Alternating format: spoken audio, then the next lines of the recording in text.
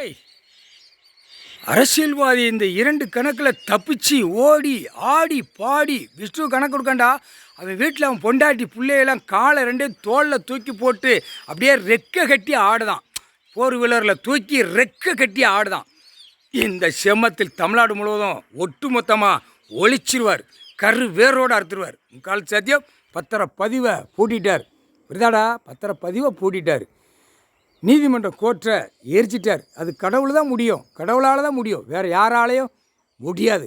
ஒரு மானிட பிறவி லட்சக்கணக்காக கோடிக்கணக்கான பலாயிரம் கோடிக்கணக்காக பூமியில் கிடந்து பூமியை அழிக்க வந்த பாய்ப்பைகளாம். முக்கால் சத்தியம் ஒரு வேலை சோழி இல்லாமல் பேப்பரை வச்சு இந்த செம்மத்தில் அழிக்கான்.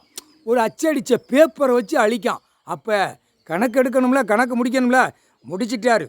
அடுத்தாப்புல கொலையா சுடுகாட்டுக்கு போவோம்.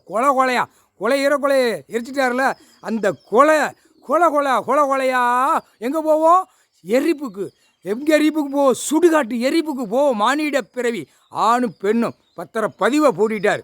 போட்டுனா அவன் குடும்பத்தில் கொலையா எரிப்புக்கு போவோம். ஒன்றாச்சா?